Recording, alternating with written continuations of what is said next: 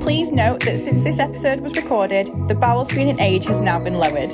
In England, everyone aged 50 to 74 years old will now be invited to participate. Hello, I'm your presenter Jordan Johnson, and I'm pleased to welcome you all to the Chat Cancer podcast. This is the podcast featuring honest, lively and informative conversations around cancer in collaboration with Warrington Voluntary Action and the Cheshire Merseyside Cancer Alliance. We're here to try and save lives by fully informing people on the subject of cancer and reducing stigma around cancer conversations. And we're going to do this in the most relaxed and informal way we can. And we're lucky enough to have an actual live audience with us here in Mama's Bakery in Warrington. Hello, audience. Hey. So, in this episode of Chat Cancer, we're exploring bowel cancer home testing kits, otherwise known as a FIT test. And if you're not sure, FIT stands for Fecal Immunochemical Test. And this particular test simply checks for any traces of blood in your poo, which is sometimes a sign of bowel cancer. These kits are sent out every 2 years to anyone between the ages of 54 and 74, but the programme is gradually being expanded to include 50-year-olds to 74-year-olds. And you need to be registered with your GP to be able to get one. The test can be carried out in the comfort of your own home by simply taking a stool sample and returning it in a prepaid envelope. Pretty simple. Bowel cancer is actually the third most common cancer in the UK, with almost 44,000 people being diagnosed every year. 94% of bowel cancer cases are diagnosed in people over the age of 50, but it can affect anyone, any age, with more than 2,600 new cases diagnosed in those under 50 every year. That being said, the survival rate from bowel cancer has actually been steadily improving since the 1970s, and this is due to earlier diagnosis, better treatment options, and the bowel cancer screening programme we're chatting about today. And since the FIT kit was introduced into the screening programme in April 2019, national uptake has increased from 59% to 67%, but we want to encourage more. So in this episode of Chat Cancer, we're discussing the bowel cancer FIT test kit and, as mentioned earlier, addressing common issues that people may naturally have. And as a test kit involves taking a sample of your own poo, we're going to be talking a fair bit about that as well. And joining me for this episode, I'm very happy to say we have Danny, who's originally from Liverpool but has lived in Warrington for 17 years. Danny is 43 years of age. He's a husband and a father of two, and is also the landlord of the Waterside pub in Warrington, which is amazing, by the way. I'd like to chuck that out there. Danny, thank you so much for joining us on the podcast. We're really grateful for you being here. Firstly, can I ask what made you choose to come on to Chat Cancer podcast and why the bowel screening kits are so important to you? Basically, to raise awareness and remove the embarrassment and the stigma of the FIT test. Yeah. For me personally, I the FIT test has probably saved my life. And the reason why I want to get it out there and say that is because I'm a 43-year-old male. On the 13th of June, I was recently diagnosed with bowel cancer on the results of a FIT test coming back. So basically, I just think it's really important to get it out there and just to really push people into making sure that we do these tests. Thank you so much. And your experience really isn't lost on us, and we really appreciate you being here at this time to share your story and also to support anyone listening. It's really, really generous of you. Thank you. No, you're welcome. Before we start, let's try and define bowel cancer, because I think it's important that we're clear from the start what type of cancer we're referring to. Danny, are you happy to share some information on this? Yes, so bowel cancer affects the large bowel, which is made up of the colon and the rectum. Mm-hmm. The large bowel is where the food that we eat ends up with water and some of the nutrients absorbed into the bowel, which leaves the waste, and the waste passes through the bowel before leaving the body. Bowel cancer occurs where the normal cells in the bowel start to divide and grow in an uncontrollable way. Yeah. These cells can grow into surrounding tissues and organs and may sometimes spread to other areas of the body. Yeah. It's worth noting that the risk of developing bowel cancer may actually be higher if you have a strong family history of bowel cancer or have a genetic condition, but more than half of all bowel cancers can potentially be prevented through lifestyle changes. And although on this episode we are focusing on detecting bowel cancer as early as possible through these home test kits, I do think it's a good idea to mention the symptoms of bowel cancer, which are bleeding from the rectum or blood in your poo, a change in your normal bowel habits such as going more often or constipation, a feeling of still needing to poo even after using the toilet, losing weight, pain in your abdomen or back passage, and tiredness and breathlessness. And as mentioned earlier, the FIT test hopes to detect signs of bowel cancer as early as possible. But that said, if you're listening to this podcast and you're showing any of the symptoms I've just mentioned, please make an appointment with your local GP as soon as possible. So Danny, taking it back to the FIT test kit and trying to catch the possibility of bowel cancer as early as we can, there might be some people who are aware of this test but want some more understanding as to what it involves. Are you okay to talk through that process with me? Yeah, I'd be quite willing to talk about that process, is because for me it was really important, because I'd had them symptoms, and obviously within 6 months after, I was told that my cancer's been in my body for 12 months. I've not felt any of them symptoms for the last 6 months. If I'd have done a FIT test prior to the 12 months or 9 months ago, it would have been picked up on a lot sooner. With me, I was misdiagnosed with IBS because of my symptoms. I got my FIT test, and basically it showed my tumour markers were way above. And for me, it as I said before, it's probably have saved my life. And your story is so powerful, and hopefully people listening that are on the fence, just listening to you talk about it will just give them that push that they need just to go and do it. Yeah, I wouldn't.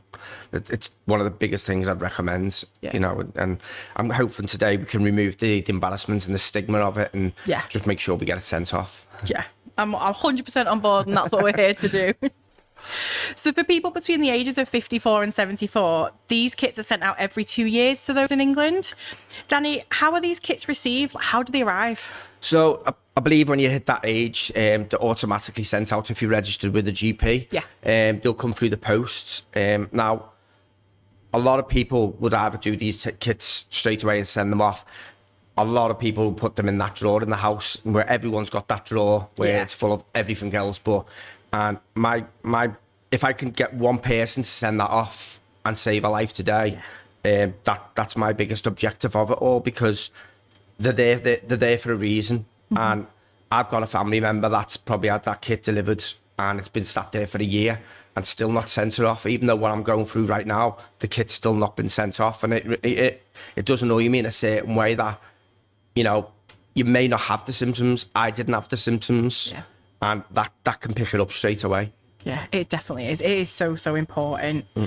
So if someone was to receive that kit and, they put it to the side, but we want to encourage them to open it, it's not scary, is it? What's inside the box? So basically what happens is it'll come through, it comes through a box, and you'll get your tube. I call it a little bucket and spades. It's like a little tube with a little spade on.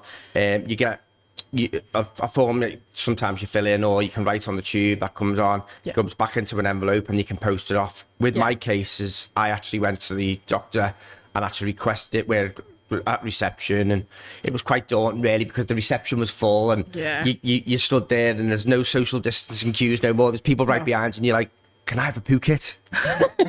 And the woman just hands you this really see-through bag with this tube in, and everyone knows what it is, and then you're quickly sticking it in your pocket. And at that time, it was quite daunting and quite embarrassing, because no one really likes to talk about it, and it was shoved in my pocket, and I quickly went home, and I did it, and I put it in its envelope in its bag, but then I put it in a separate envelope because I didn't want anyone to see me walk in with this see-through bag and my little bucket and spade. And I handed it into reception. So basically, it's either you can either send it into your doctor, or you can send it back off in the kit. But what I'd recommend is, if this thing does land in your door, straight away put it in your toilet or your bathroom. Just put it there, so it's either on the shelf, because if it's on that drawer, everyone goes to the toilet once a day. Every single person. It's simple to do. If it's there, it'll push you to do it, and it'll, you'll see it, and then it'll get sent off. There's no excuse not to do this kit. And that's the whole point of today, isn't it? We're trying to understand how people might feel, and also break some of those barriers. So if someone was avoiding taking that FIT test, and it was because it had arrived unexpectedly, they weren't even considering that, what would you say to them to encourage them to take it? I'd say, as I stated just before, is that you might not have any symptoms, but that reassurance of that, if you catch this early, and bowel cancer can spread, and if it breaches the walls of the bowel, it can quickly go for you. If it's one of the cancers, if you catch it early, it's curable. I've got mine. I've just gone through 4 months of aggressive chemotherapy, and on Tuesday I go and have surgery, and I had my tumour removed now. So basically, if you're gonna do this test, you can catch it as early as I've caught it. Yeah. If I'd have waited any more than a couple of more months, then we'd probably be having a different conversation right now in this room. And if it's there, just do it. It's just no embarrassment round. No, doing it at all. Taking control of your life, isn't it? And putting yourself first. It really is. When it comes to actually taking the test itself, we know that the easiest way to collect the sample is just to use an old plastic container, line it with toilet roll, and just pop it in the loo and do your business. Once someone has actually done the business, what do they need to do next? So basically, with myself, I just found it easier just rolling a couple of sheets of toilet paper. Yeah. I put my hand on there. I did a little sample on it. I got the little tiny spade, scooped it, put it in the bottle, dropped it in the toilet, washed my hands. All them people out there who've got children have probably gone through a lot worse. Everyone's had a punami. You know, you've had a lot worse on your hands. You've probably had a lot worse on your body. So for me, and even if you've got a dog, you're picking it up in the parks with a little bag as well. So the stigma of, I'm not touching my own poo and stuff like that, that goes, you know, you're not having contact on your skin. It's so simple to do. No one's asking you to get on your hands and knees and start fishing around the toilet.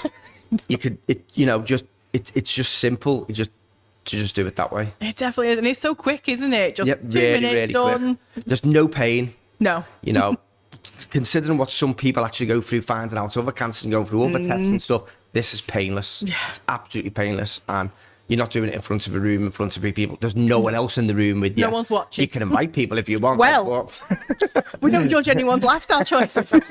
Well, you know, it's not a big family thing to do, but as I say, it's a simple thing to do. Yeah, it definitely is. Yeah. And you know, if you're getting one of the ones that are sent out automatically, it comes with the little tube, doesn't it? You just need to pop the date on the side of it. Make sure you're putting it back into that prepaid envelope, and you just stop it in the post. You don't even need to take it into the surgery, just pop it in the post. Straight in the post, so no one gets to see you walk in with it. Exactly. So I'm thinking some people might not even give that a second thought. Like you said, we've all been around it in some way or another, but others might find it difficult for a number of reasons, which we will go into later in this podcast. But because it's really important that we don't shy away from these chats, what was the experience like for you? To me, it was the anxiety there, because, you know, I knew there was something wrong. Yeah. I really, really knew there was something wrong. There was so many signs. I'd be taking the kids to school in the morning on the radio. There was signs of, have you got blood in your stools? All these things that I was having. I had excruciating pain. I was constantly going to the toilet. So for me, I needed to do this test, and you know, and my body was screaming at me at this point. I'd gone from renovating a house in 3 weeks to not being able to open a bottle of Coke. It was just literally, it was so fast. And then one of the symptoms for me was I was going through, like, it was like I'd got severe food poisoning. Yeah. And I'd obviously been out the night before. I blamed this takeaway in Warrington for 3 weeks for severe food poisoning. I told everyone about it, and it turned out that this poor takeaway didn't have nothing to do with it. And I was diagnosed with bowel cancer because of it. And it was just, it was embarrassing because I had to ask for it. And it was a bit daunting in one point, but literally for me, it was, as soon as I got home, I knew exactly what I needed to do. Yeah. It was so quick and easy, and it was just, as I say, painless and just effortless, really. Yeah. And you know, there's not like a massive wait either, is there? Once you've done it and you've dropped in the post or you've dropped it off at the GP, you get your results within like 2 weeks. Yeah. So most people receive a letter that says no further tests needed. That doesn't completely rule it out, though. We do want to stress it's important to know your own body and, like you say, be an advocate for yourself and how you are. You know yourself. You know if something's wrong. So do make sure you go and see a GP if that is how you're feeling. Yeah, definitely, 100%. And at the end of the day, if you're not happy with the diagnosis, push for more, push for the second opinion.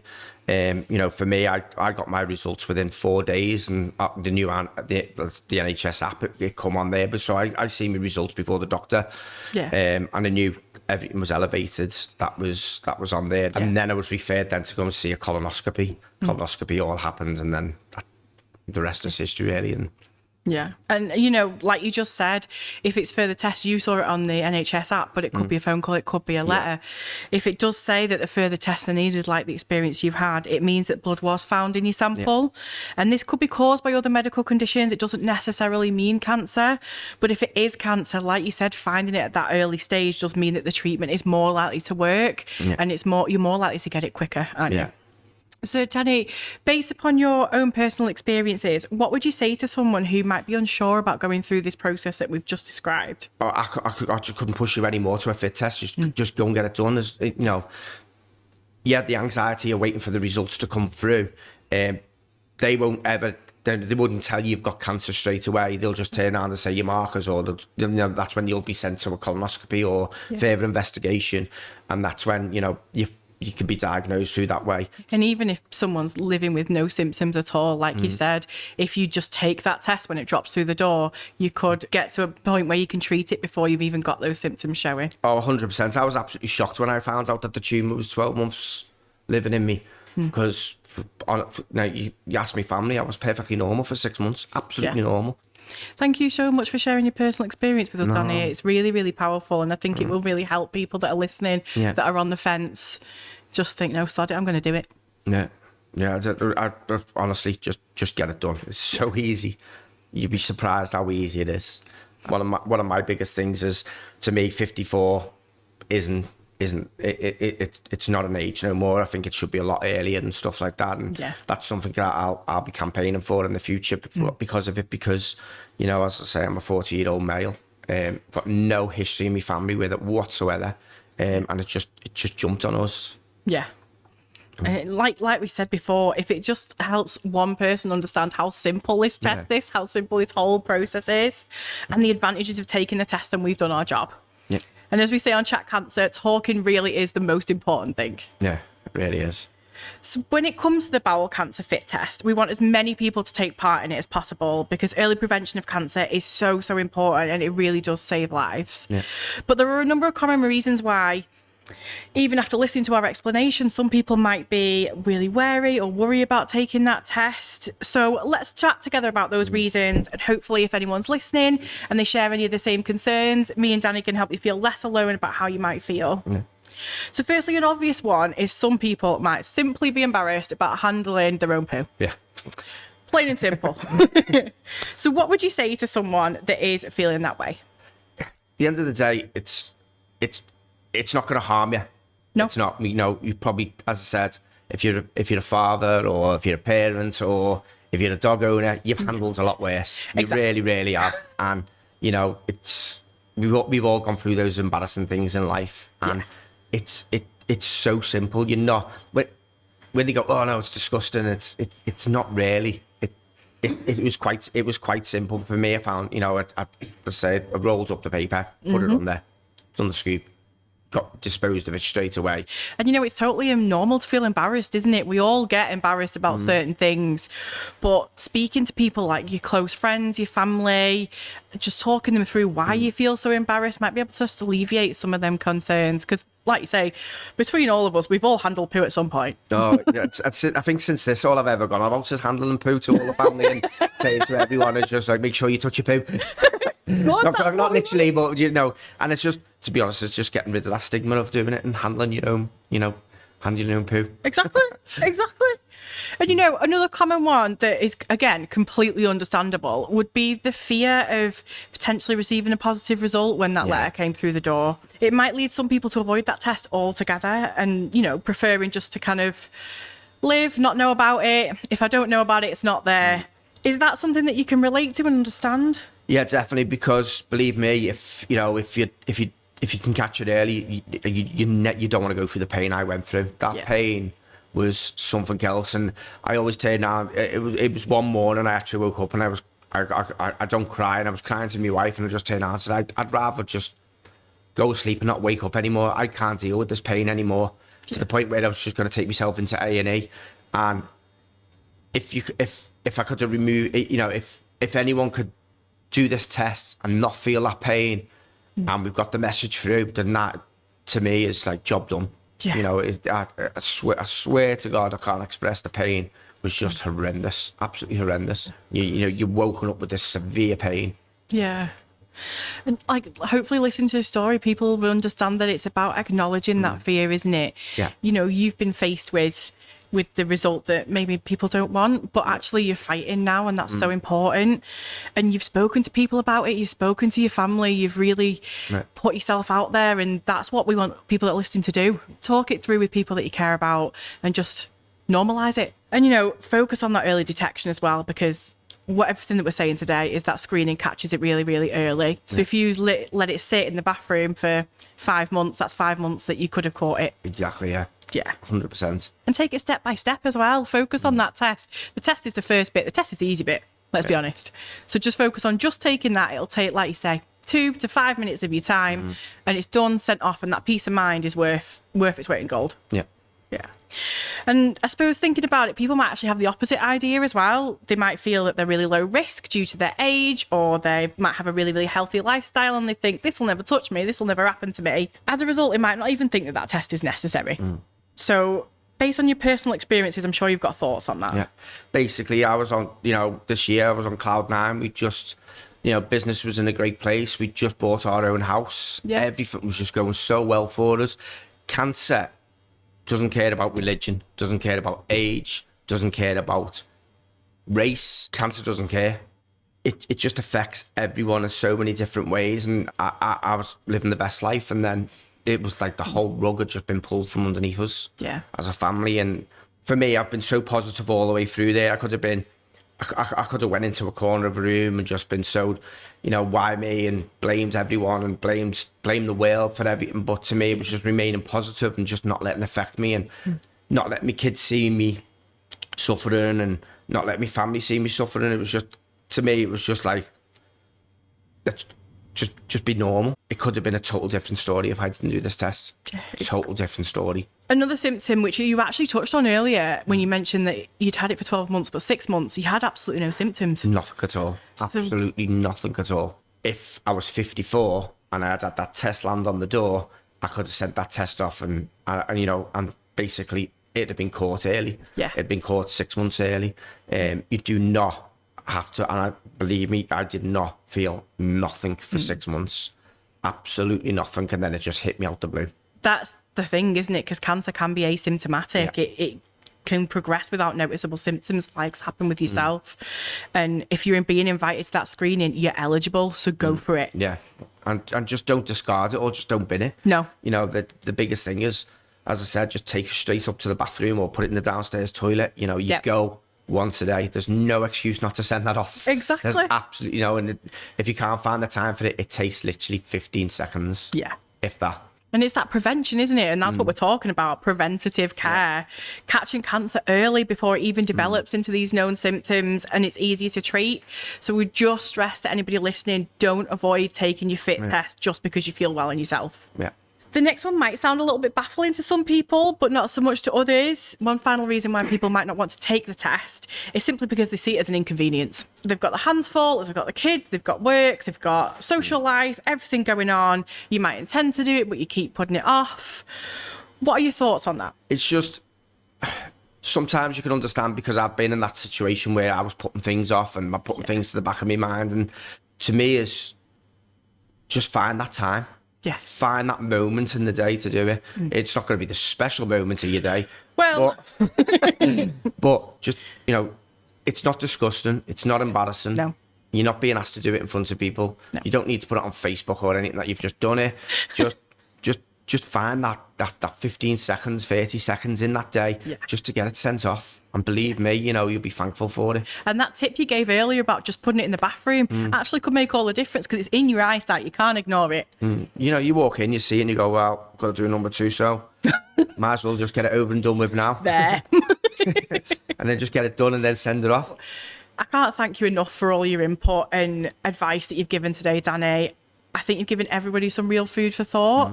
And I think that you've been really, really strong to share this story. So thank you so much. Oh, no, you're very welcome. That actually takes us to the end of this episode of Chat Cancer.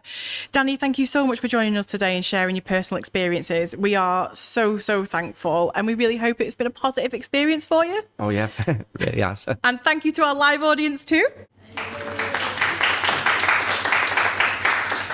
I know we've covered a lot today, and if you're listening and you're eligible or you've already received a bowel cancer fit test kit, we hope that you're feeling a little bit more prepared or even assured just to go and do it. Yeah.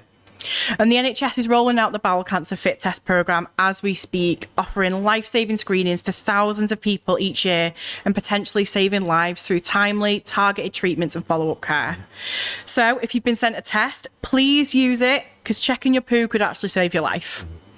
Danny, is there anything you'd like to say that we haven't covered yet? No, just please just listen, guys, and just send that sample off. I'm quite fortunate now that after surgery and stuff, because of that fit test, I'll be able to take my son for his first pint when he's 18, and I'll be able to walk my daughter down the aisle. So please just do it. Absolutely. That's such a powerful statement. Thank you so much. And don't forget, if you're showing any symptoms mentioned earlier in the podcast, please contact your GP as soon as you can. And for more information or to learn about other resources, visit the NHS Bowel Cancer Screening website, which will be linked in our bio below. And you can also find support and information through local bowel cancer programmes or cancer alliances near you, or a really quick search online will bring all these up. So thank you for tuning in to Chat Cancer. Stay chatty and let's keep these important conversations going. We'll be back with another episode soon, and until then, take care. And don't hesitate to take that step when it comes to bowel cancer fit tests. Thank you. Thank you.